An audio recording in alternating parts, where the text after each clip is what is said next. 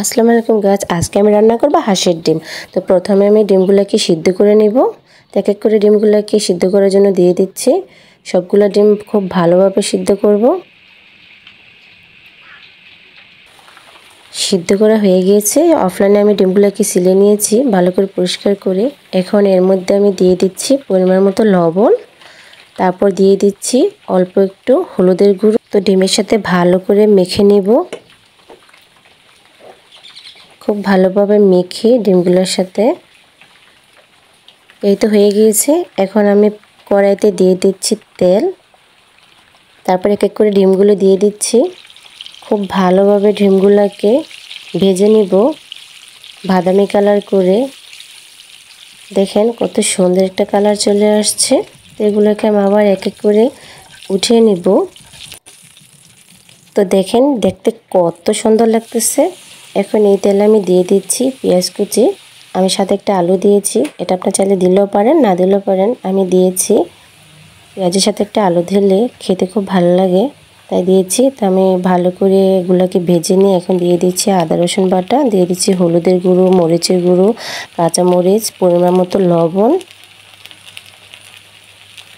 দিয়ে দিচ্ছি সামান্য একটু পানি দিয়ে আমি একটু কষিয়ে নিব। উপরে তেল ওঠা পর্যন্ত অপেক্ষা করব।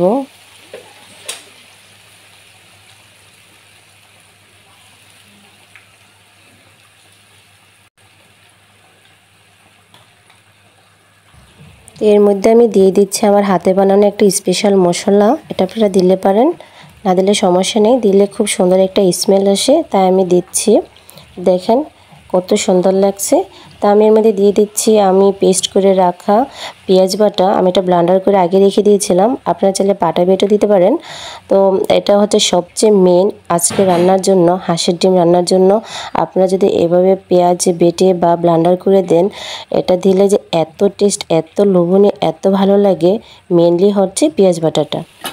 পেঁয়াজের পানিটা শুকিয়ে আসছে, এখন দিয়ে দিব আমি ডিমগুলো দিয়ে ভালোভাবে নাড়াচাড়া দিয়ে দিচ্ছি পরিমাণ মতো পানি দিয়ে আমি কিছুক্ষণ রান্না করব খুব ভালোভাবে।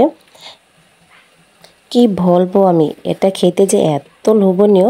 তো আমি ঢেকে দিচ্ছি, ঢেকে দিয়ে কিছুক্ষণ রান্না করব। রান্না করার পর দেখেন গ্যাস, এখন কালারটা কত সুন্দর লাগছে। কি বলবো আমি আপনাকে, বলে বোঝাতে পারবো না। এটা যদি একবার এভাবে খেয়ে ট্রাই করে দেখেন। এখন আমি দিয়ে দিচ্ছি জিরের গুঁড়ো, দিয়ে দিচ্ছি ধনিয়া পাতা। একবার ট্রাই করে অবশ্যই দেখবেন, বা তৃতীয় দিন বেশি রান্না করবেন, যেদিন এটা রান্না করবেন সেদিন। তো যাকে একবার খাওয়াবেন সে আপনার প্রশংসা অবশ্যই করবে। আল্লাহ হাফেজ।